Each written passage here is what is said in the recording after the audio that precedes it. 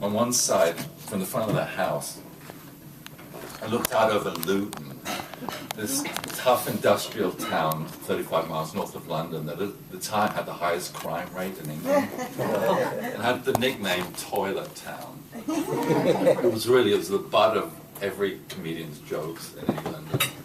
It was really, and voted the ugliest town in England 2 years in a row. And then when they voted the second ugliest town, and people were upset about it.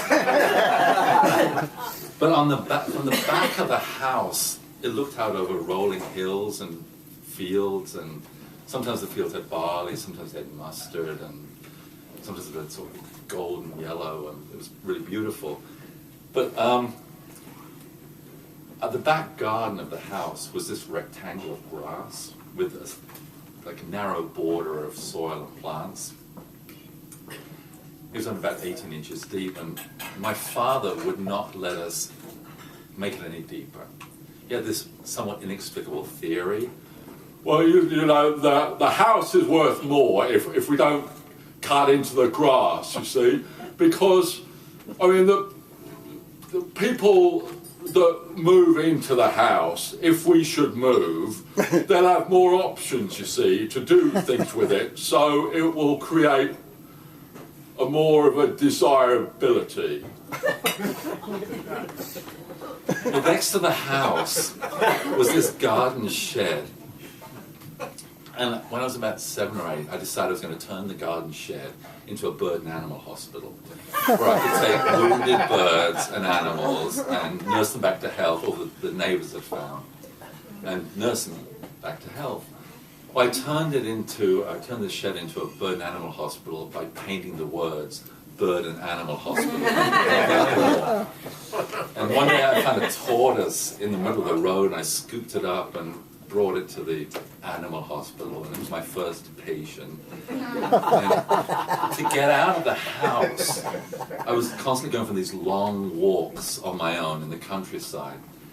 And one day, near the farm, in a country lane, in a kind of break in the hedgerow, I found, tied to a post, these 2 chickens. They were both plucked, sort of semi-bald.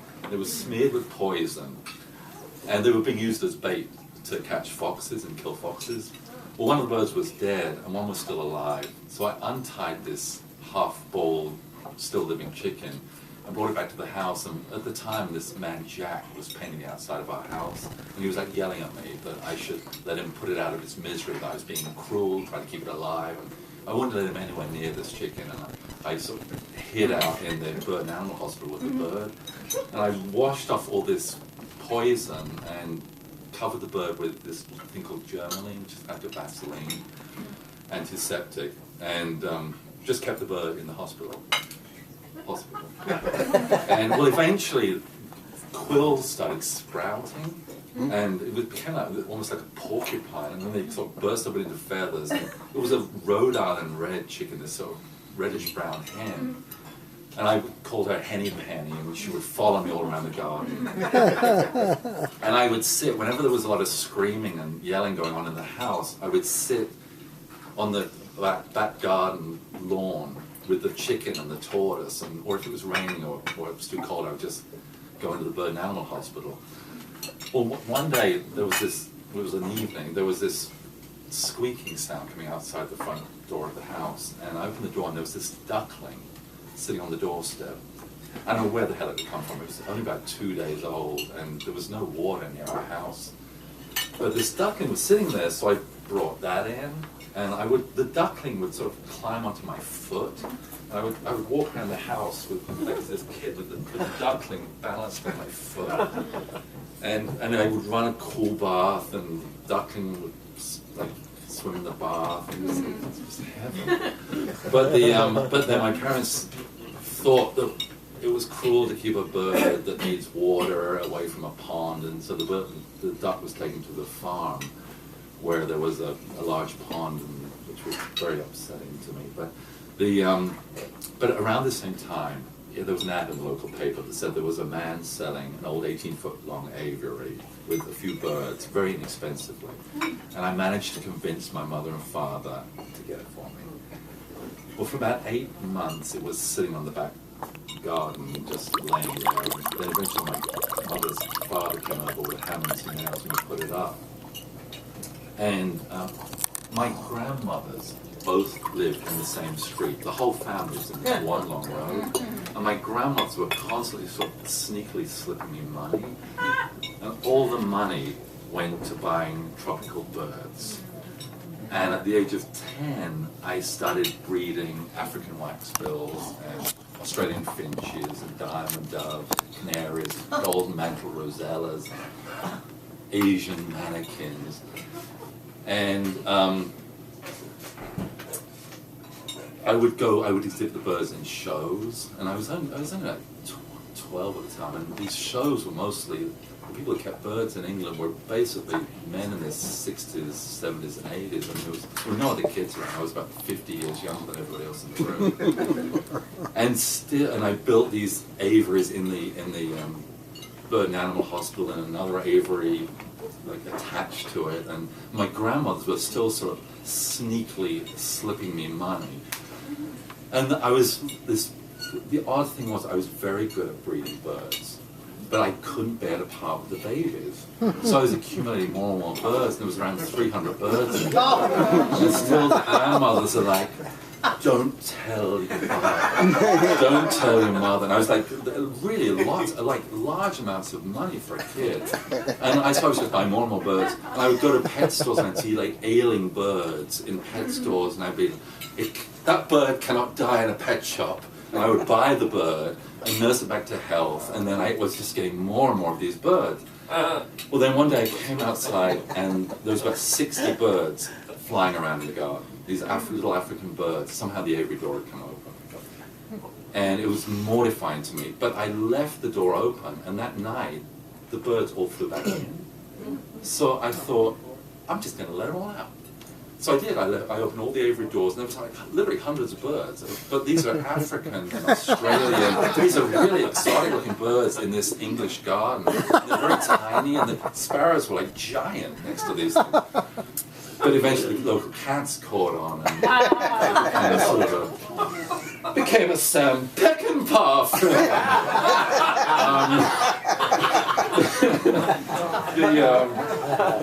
But because I had so many birds, I had to get up at like 5 in the morning before school, and because they all had these special dietary needs, and I had to keep them clean. And so, I mean, it was really, it was a lot of work. But at this time of day, I would walk down the garden, and it was just as the light was coming up, and it really felt like I had the world to myself. At this time of day, there was no yelling, there was no breaking things, there was no undercurrents to negotiate. At this time of day, I wouldn't hear my mother saying, I can't live like this. I wouldn't hear her screaming at my father, you'll be sorry when I'm gone.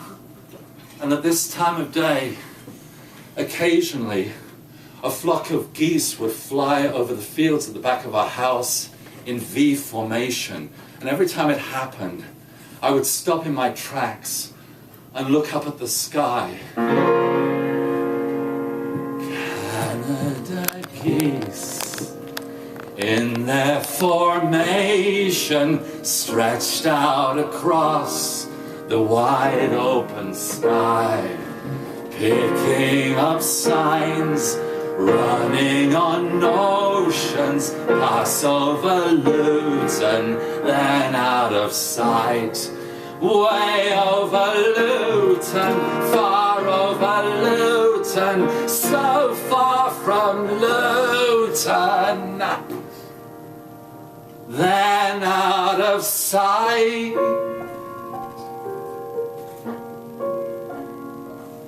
Then out of sight. Then out of sight. Then out of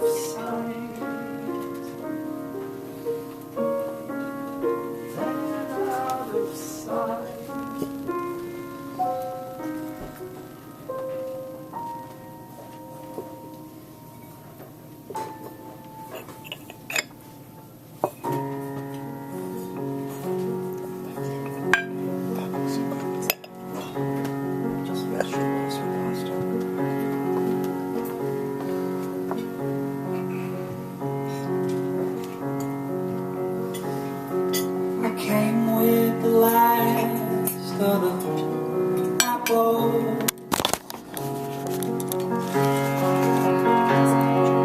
Ladies in northern sky,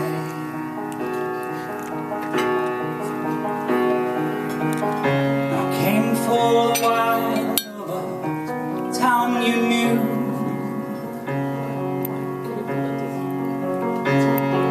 So well that it was not one.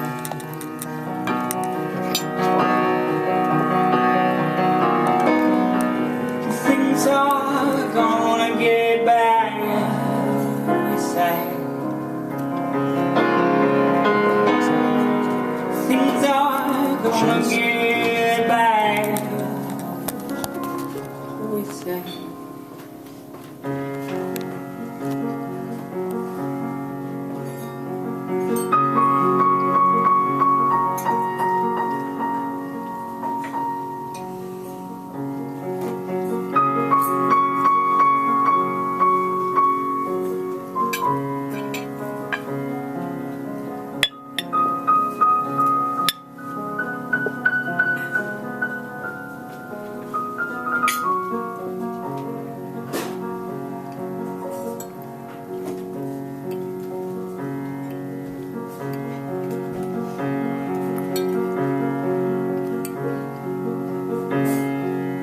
When it all starts to fall apart, we'll run, we'll stay off the road.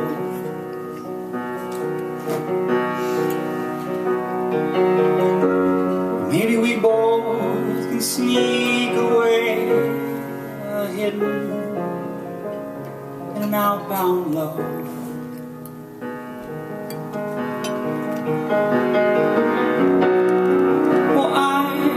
Get up on your shoulder, put on a fake mustache and a long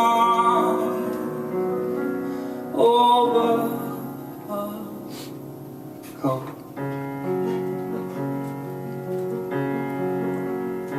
We could walk right out. We could walk right out. We could walk right out. We could walk right out.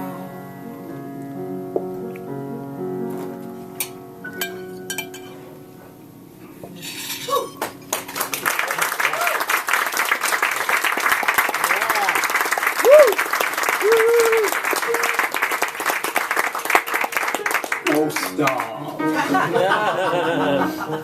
You guys, you're too good to me. It's so nice to see all of you.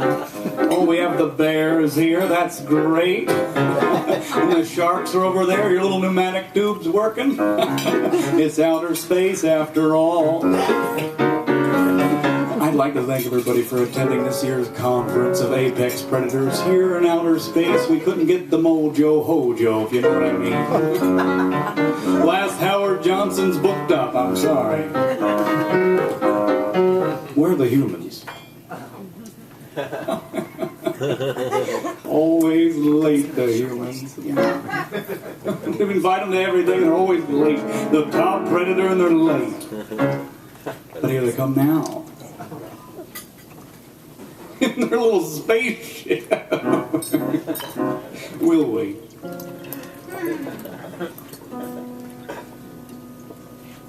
It's a monkey.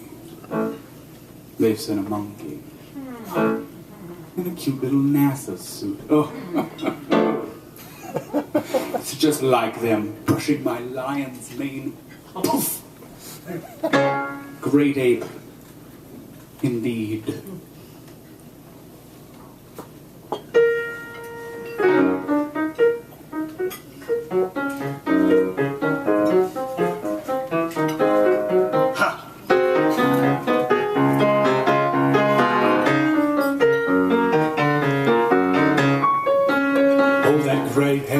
Hey, it's gotten everywhere it seems. It's in every one of my dreams. but slack on the plate, you know. Now in a bunker somewhere, shouting higher math at a screen to this little Philistine, monkey here in space. Hey, I'd like to take this opportunity to point out our genetic similarities. I mean, they taught us to sign. Would the primate please be silent? Back to you, Master Lion. Thanks. That's a great hey. And what's so great about them anyway? And what's that funny sound that they make? And then there's the smell, you know? It's like eucalyptus leaves, maybe more vanilla bean, some sort of polyethylene. It's so hard to tell. Then floating from the dark with a gurgle came the shark. His eyes were two puddles of oil. It's clear to me what's happened here, he said. No lips to hide his smile.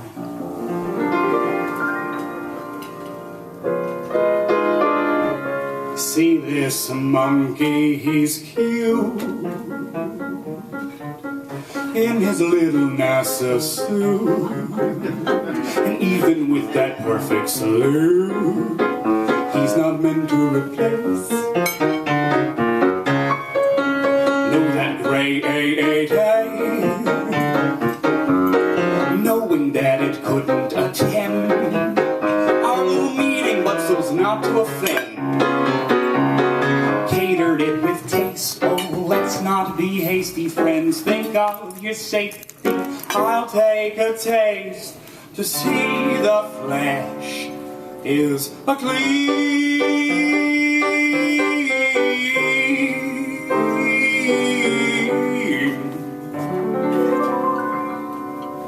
And with that, the shark took a bite. And he took another bite. He chewed.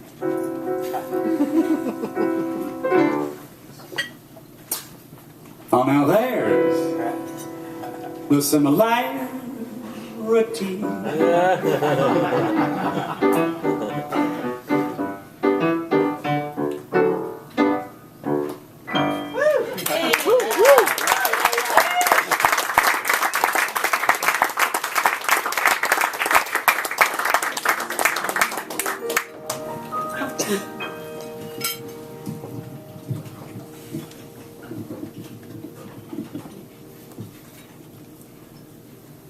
The drunk senior citizen on rollerblades was careening along Avenue A.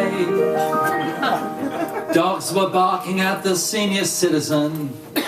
Mothers turned their children's heads away.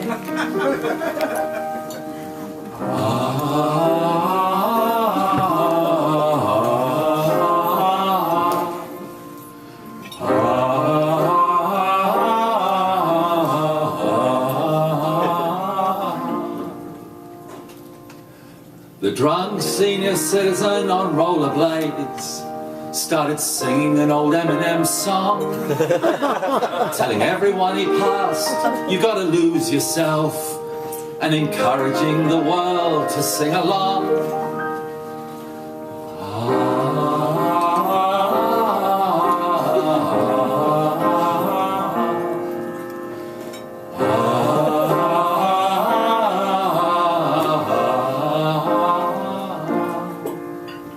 The people in your life for 30 seconds, the people in